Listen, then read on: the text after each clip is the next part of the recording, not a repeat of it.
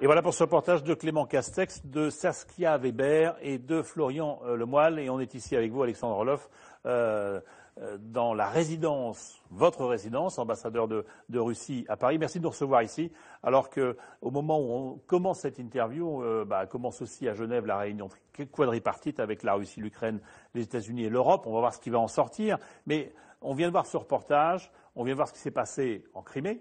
Annexée depuis par la Russie. Est-ce que c'est la même partie qui est en train de se jouer maintenant dans l'Est de l'Ukraine, le reste du pays, où on voit qu'effectivement les autorités de Kiev ont de plus en plus de mal à faire respecter leur propre autorité dans les villes qui sont maintenant aux mains quelquefois de républiques autonomes ou qui se veulent comme ça.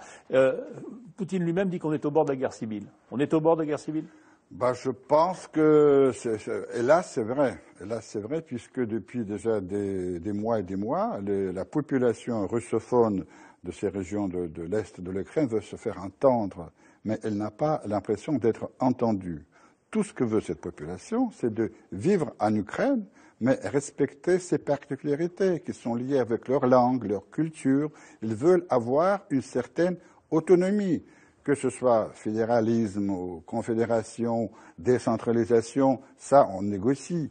Mais pour le moment, hélas, les pouvoirs à Kiev n'ont pas entendu ce message. Mais vous reconnaissez l'existence de cet État dans son intégrité. Bien sûr. À l'exception maintenant de la Crimée qui n'est plus dans cette intégrité-là. Mais pour le reste, elle n'est pas remise en cause. Non, pas du tout. Pas du tout. Pourquoi vous avez 40 000 soldats qui sont massés à la frontière alors ? Écoutez, ce sont d'abord les soldats qui ont fait des exercices militaires, sur notre propre territoire d'ailleurs.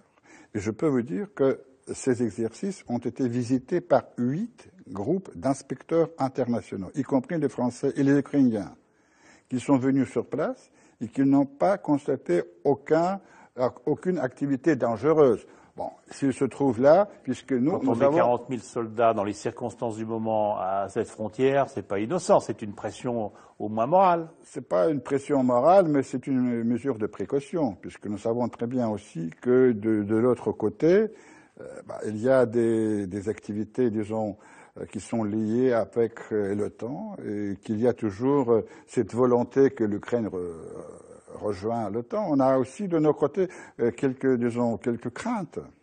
Justement, à propos des craintes, on se demande un petit peu quelle partie est en train de se jouer en Ukraine et on se demande jusqu'où peut nous mener cette escalade. S'il y a, par exemple, on l'a vu, on l'a annoncé cette nuit, 2 ou 3 russophones qui ont été abattus. 3, je crois. 3 maintenant. Est-ce s'il y a des incidents, s'il y a des situations qui se détériorent, est-ce que la Russie pourrait être amenée à intervenir? À quelles conditions elle le serait? Justement, le sentiment qu'on a, qu'il y a une volonté de la part de certains de nous provoquer à intervenir pour nous punir après. Puisque vous savez, hélas, dans les mois qui sont écoulés, on parle souvent, il faut punir. Punir Assad, punir ceci, punir ça. Écoutez, je crois que certains cherchent le prétexte pour punir Poutine. Il faut le dire ouvertement. Ils ont trouvé ça avec l'Ukraine. C'est pas Poutine lui-même qui se sert de l'absence de réaction de l'Europe pour pousser ses pions. Pas du tout, c'est le contraire. Le problème de Poutine, c'est que c'est quelqu'un qui veut avoir une indépendance dans sa politique. Vous savez, je crois que la réponse a été donnée par Georges Brassens dans sa chanson « La mauvaise réputation », il y a 60 ans. Il a écrit en 1952. Au village sans prétention, j'ai mauvaise réputation. Et dans le village mondial, Poutine aurait mauvaise réputation. Et plus loin, les braves gens n'aiment pas que, on suit une autre route que. Voilà le problème de Poutine. Ça serait ça le seul problème de Poutine. Il veut suivre une autre route que suivent les Américains. À force de montrer ses muscles comme il le fait, Vladimir Poutine, il s'en sert un petit peu quand même, petit à petit, il pousse ses pions, il avance, et on se dit, tant que l'Europe ne bouge pas, et l'Europe ne bouge pas, il va continuer de le faire. Qu'est-ce qui pourrait lui faire faire demi-tour? D'abord, Poutine n'a aucune visée agressive contre l'Europe et contre le monde extérieur. La Russie est tellement grande et tellement riche qu'il n'a pas besoin d'autres terres. C'est pas du tout sa volonté de jouer du muscle. Mais pour se faire respecter, il faut des fois montrer qu'on peut réagir.